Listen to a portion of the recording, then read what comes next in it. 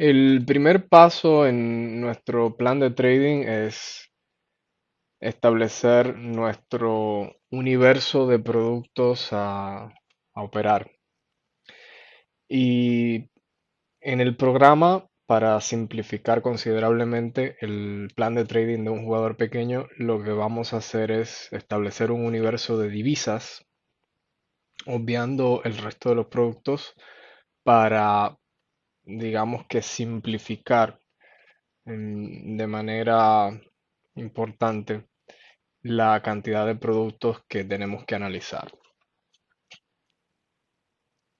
El universo global en todos los mercados operables electrónicamente en todo el mundo constituye una cantidad de productos que honestamente desde el punto de vista de un operador pequeño, de un jugador pequeño, es humanamente imposible seguir tantos productos. Hay aproximadamente hasta este momento unos 42.000 productos financieros para invertir y especular, divididos en cuatro categorías para nosotros, las más relevantes, que son las mercancías o commodities, las divisas o forex, las acciones de la bolsa y el mercado de bonos. En divisas solo tenemos unas 46 divisas en este momento que pueden ser especuladas electrónicamente en los mercados internacionales. A esas 46 divisas, que en realidad representan 42 países, les vamos a aplicar cuatro filtros para reducirlas a un número un poco más manejable para un operador pequeño. El primer filtro es la relevancia. A nivel profesional se conocen tres niveles de importancia o relevancia en estas 46 divisas operables. Y el primero es el G10, ¿no? El grupo de las 10 economías o de los 10 países más supuestamente desarrollados del mundo. El segundo nivel es el de las divisas que representan a países emergentes, o digamos que un poco en segunda escala de desarrollo por debajo del G10, donde algunos le llaman G20 o con alguna otra terminología, pero son países que están, digamos que casi al mismo nivel económicamente, pero un poco por debajo en relevancia. Y el tercer nivel es aglomera todos los países de Asia y Latinoamérica. El segundo filtro que aplicaremos es el de las mercancías. Las economías a nivel macro en un país, en los países, digamos que en la gran mayoría de los países dependen estrictamente de las materias primas que producen. En una gran parte de los países, su Producto Interno Bruto, su economía, su desarrollo está muy ligada, está estrechamente correlacionada y afectada por las mercancías y materias primas que producen.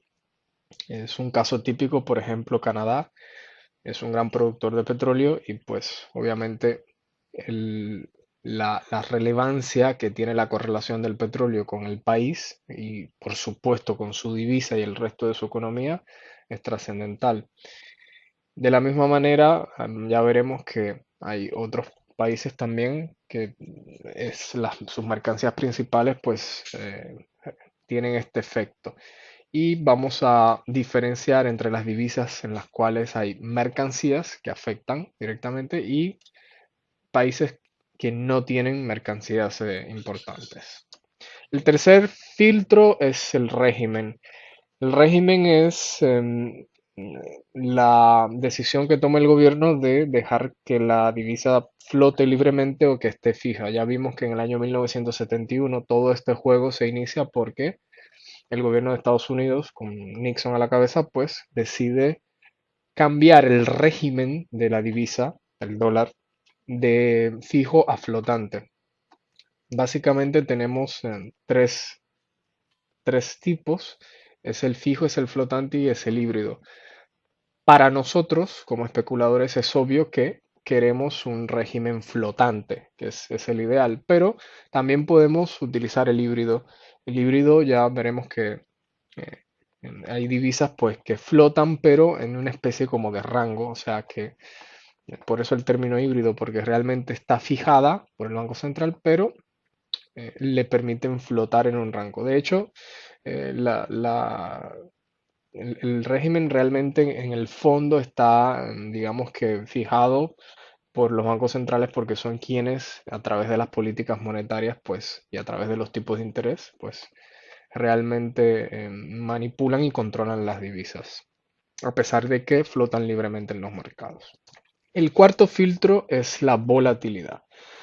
Y obviamente que nuestro negocio existe porque las divisas flotan y esto pues genera volatilidad. Vamos a evaluar tres aspectos en el renglón de volatilidad, que es el porcentaje de cambio, el rango medio y el ATR, que lo veremos con más detalles en el ejercicio de esta unidad. Entonces, en base a estos cuatro filtros, vamos a tener un universo de divisas un poco más reducido, digamos que menos del 20%, unas 12 divisas que son no menos, un poco más del 20%, un 25-26% de ese universo de 46 divisas operables electrónicamente. Esas 12 divisas son el resultado de aplicar estos cuatro filtros. El primer filtro de relevancia no lo vamos a tocar, vamos a trabajar con divisas de los tres niveles de importancia para poder aprovechar la variabilidad global que existe en distintos hemisferios, en distintos continentes en el mundo. El segundo filtro sí lo vamos a aplicar, vamos a trabajar en el programa solo con divisas no mercancía, en la categoría de no mercancía. Vamos a eliminar divisas como el dólar canadiense, el dólar australiano, el dólar neozelandés. Esas divisas que están muy apegadas a sus materias primas simplemente para eliminar una variable más que es muy compleja en el análisis fundamental. Esto lo hacemos con miras al objetivo de simplificar esa estrategia macro del operador grande al operador pequeño. El tercer filtro de régimen, pues vamos a trabajar obviamente con el flotante y el híbrido. El fijo no nos interesa. Y el cuarto filtro de volatilidad, pues vamos a aplicar los tres criterios que, como ya dijimos, veremos con más detalles en el ejercicio de esta unidad. La aplicación de estos cuatro filtros nos genera estas 12 divisas que podemos ver acá. Lo ideal es memorizarlas porque son las divisas que representan los 12 países, digamos que en estos momentos más atractivos, ¿no? Por estos cuatro filtros. Esto debería de evaluarse por lo menos cada 3 a 6 meses y diríamos que hasta un año para un operador pequeño los cambios no son tan trascendentales, a excepción de la volatilidad que sí es el filtro que requiere un seguimiento, digamos que un poco más seguido, por lo menos cada 3 meses. Sería ideal cada mes, pero si no se puede, pues por lo menos de manera trimestral. Estas 12 divisas, si la montamos en un cuadro como este, pues nos daremos cuenta que nos da como resultado la formación de 66 pares, lo cual es más que suficiente para tener un universo em, de, de potenciales escenarios que se puedan producir. Si observamos en la primera línea, tenemos el régimen si es flotante o híbrido y nos damos cuenta que obviamente la mayoría son flotantes. Luego en el segundo nivel tenemos acá digamos que las diferentes categorías de relevancia y las primeras que son las más relevantes del eje 10 son estas 5 y luego las secundarias. En el híbrido solo tenemos secundarias. Cuando combinamos una divisa con otra divisa, entonces obtenemos lo que llamamos el par. Luego, en la medida que avance el programa, vamos a ver cómo seguimos filtrando por análisis fundamental y por análisis técnico, sobre todo con el concepto de correlaciones y fuerzas relativas para determinar cuáles son los pares de divisas idóneos en un determinado momento. Ahora bien, si agregamos el factor de mercancías, vemos que el universo se amplía de 12 divisas a 23 divisas, de 66 pares a 276 pares. Este universo es mucho más interesante, por supuesto, porque tiene un total de 11 divisas más, pero ya se escapa un poco de las manos de un, digamos que de un jugador pequeño que trabaje solo. Ya esto sería para trabajar posteriormente en equipos para manejar carteras más grandes, porque implica un análisis, como veíamos al principio, 23 divisas por 20 y poco más de variables fundamentales son 400 y pico de variables, entonces el juego se pone un poco más complejo y ya subiríamos a la escala de jugador grande. Pero volviendo a nuestro universo pequeño, le llamamos universo FX, es el que podemos manejar cómodamente como jugadores pequeños y es el que utilizaremos en el resto del programa. Aquí cabe mencionar que no todas las corredoras y no todas las plataformas ofrecen estas 12 divisas y mucho menos los 132 pares. O sea que también el primer filtro será la corredora y la plataforma que cada uno elija para trabajar.